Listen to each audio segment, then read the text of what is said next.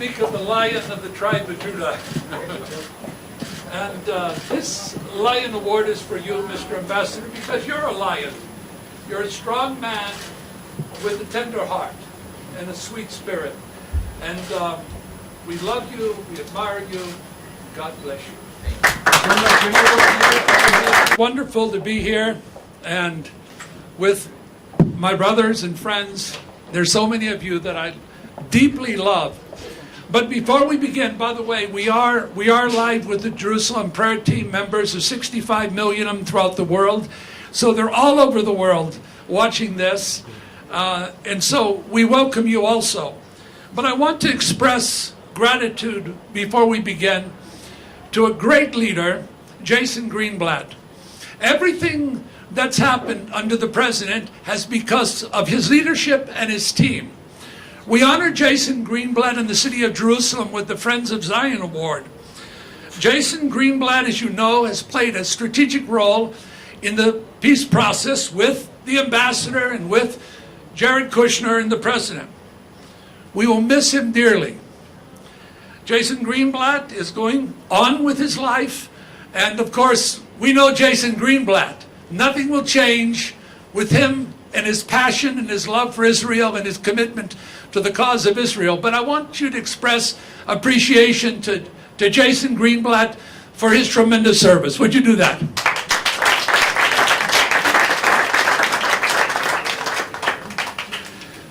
What a wonderful, wonderful country Guatemala is. Wow. We went there to Guatemala before Guatemala ever recognized Jerusalem.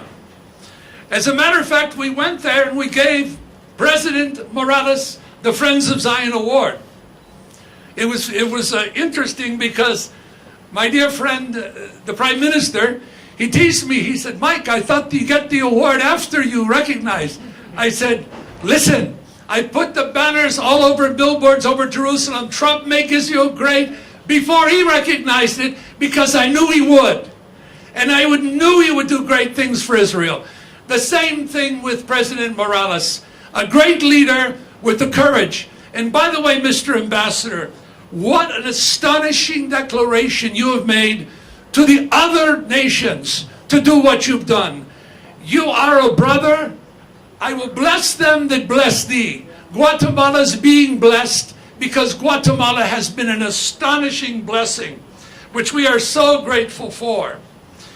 What a tremendous day this is for us as leaders. You know, I was with Shimon Peres with the Pope.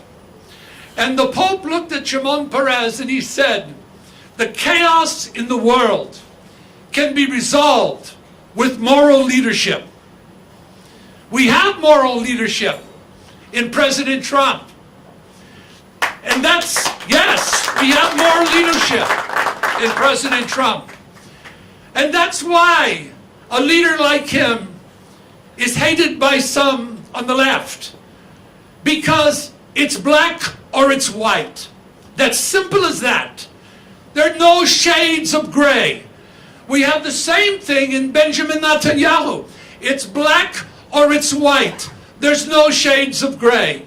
It's difficult for people to tolerate individuals like that, who speak precisely what they believe, who are driven by a pragmatic Winston Churchill passion, and are not afraid.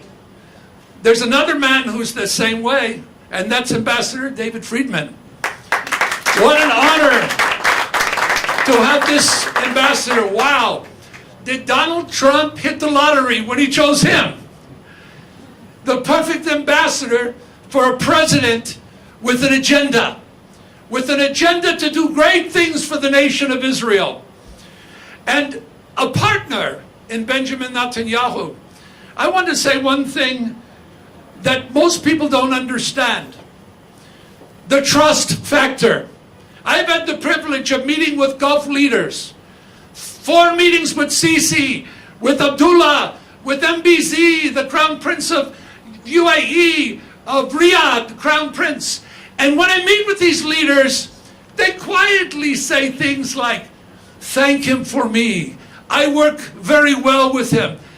Astonishing compliments. How is he? I hope he's well. No one would believe such a thing, that leaders like that have such trust in him. But they do. They really do. And this president of America has that kind of trust in him. Don't underestimate the power of the trust factor. The trust factor is terrible if you lose it.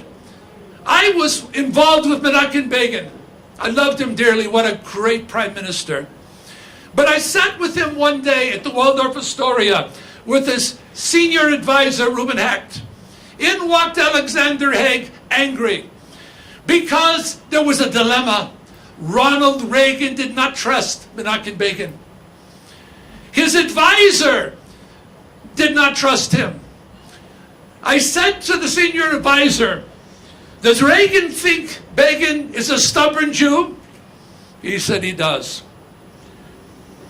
I said to Reuben, I said, Ronald Reagan's a great leader. He's a great leader. And I said, he needs to trust Menachem Begin. He's a great leader. And I said something to Reuben that Reuben told me that day, if you repeat this, I'll deny it. I said to him, you, the prime minister and the president will meet privately? Yes, they'll meet privately before the cabinet meeting.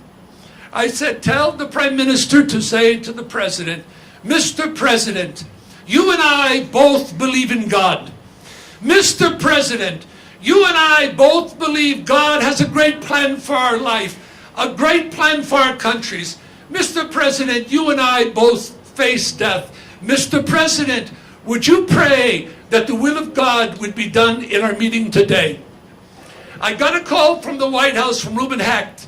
He said, Mike, if you repeat this, I'll deny it. It happened.